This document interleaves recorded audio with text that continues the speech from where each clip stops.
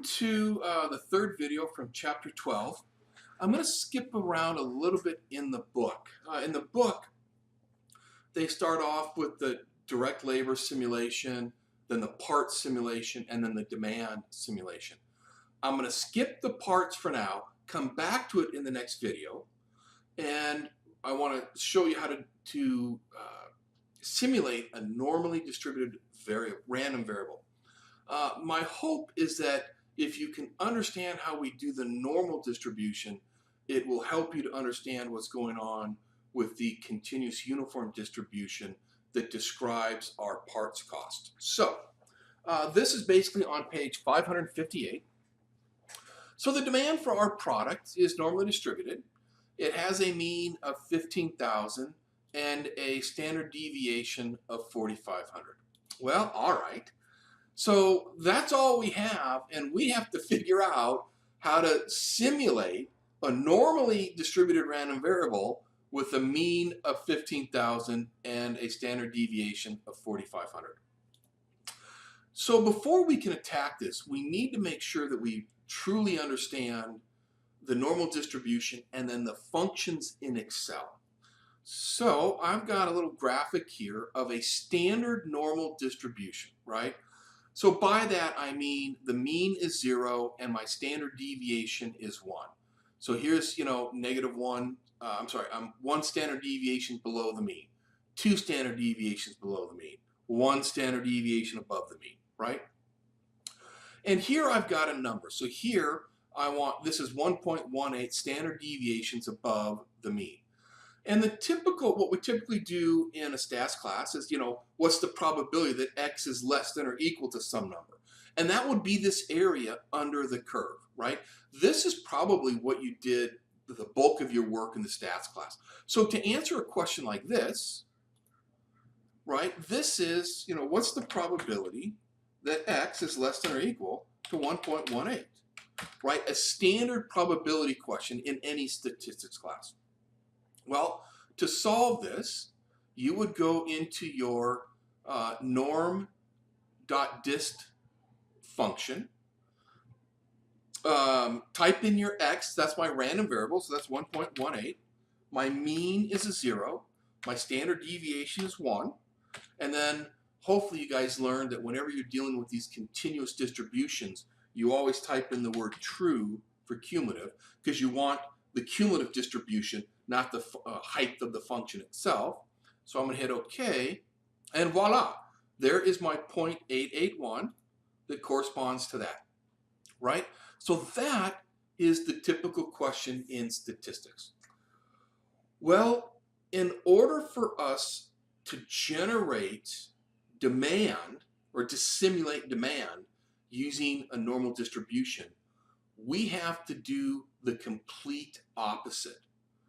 So what we're going to do is we're going to be given, or we're going to generate the percent and then ask what is the random variable that is associated with that percent, okay? Because in that way, I get my demand, all right? So how do we do that? So this, I don't know if you guys came across this in your stats class, but this is the question, x is less than or equal to some number, right? That probability is equal to 0.881, right? So to calculate that, you're going to use Excel's inverse function. So I'm going to go to my function wizard, find norm.inverse, hit OK, and then I just type in the probability. Well, the probability was 0.881.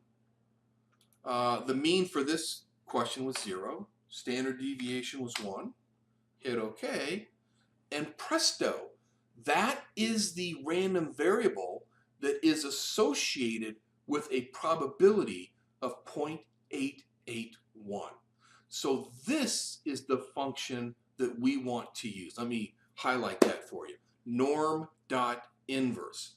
So then the next question becomes, let me get rid of these. I'm done with this. Well, I'll keep it up there. I don't know why I need to delete it. So the next question becomes, all right, well, what probability do I use?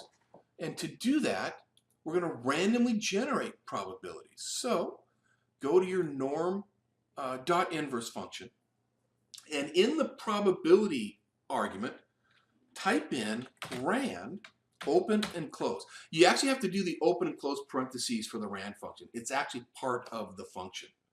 So think about this. Excel is going to randomly generate a number between 0 and 1. Well, of course, any number between 0 and 1 is a probability, right? Because probability can only go from 0 to 1. So we are going to randomly generate various probabilities and then find the random variable that is associated with those probabilities. Well, in this case, that random variable is going to be the demand for Porticom's project.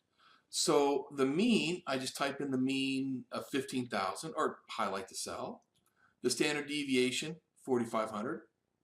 Hit OK, and presto, my demand is going to be 19,706. Now what I'm going to do is copy, paste this value. Okay, so because now I get rid of my rand function. Okay, and my norm dot inverse function. Okay, now listen, you guys don't have to do this. I want to do this next step in the hopes that it makes things clear, because when you do that rand function inside the norm dot inverse function, you don't know what probability the rand function is generating. Now, quite frankly, you don't know it, and you don't need to know it. Okay, I just want to try to drive this link home. You can find that probability, right, by asking this question.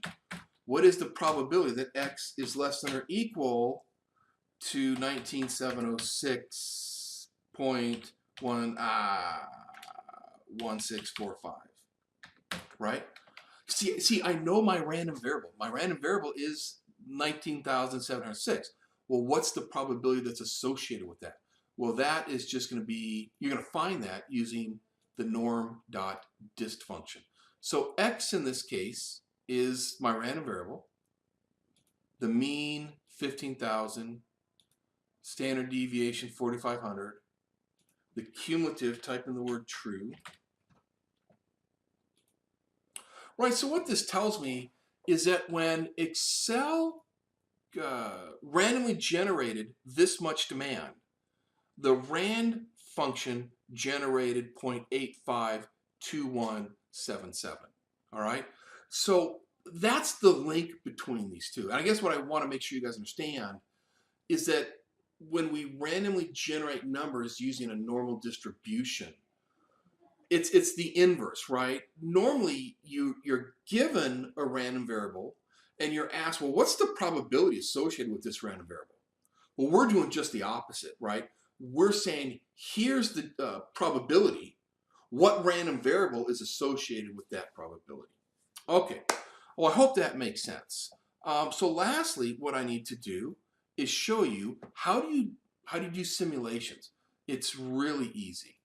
Go get your norm.inverse function. Probability is rand, open, close parentheses. The mean, 15,000.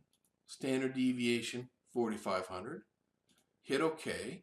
Now go back in to your function and anchor the mean and the standard deviation.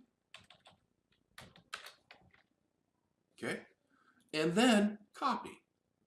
So watch. I'll copy, shift and down, paste. Voila. I mean, look, what, in 1 second, I have generated over 1 million simulations using that function. I mean, that's it. That is how easy it is. All right. So to summarize, in this video, what you need to take out of this video is how do we randomly generate random variables from a normal distribution.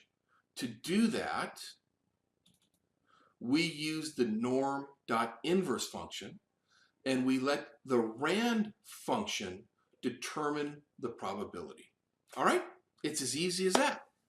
Okay, well, that's it for this video. In the next one, I'm going to do the parts, the cost per unit of parts, and that is, it follows a continuous uniform distribution. So that will be the last one we cover in this chapter. All right, that's it.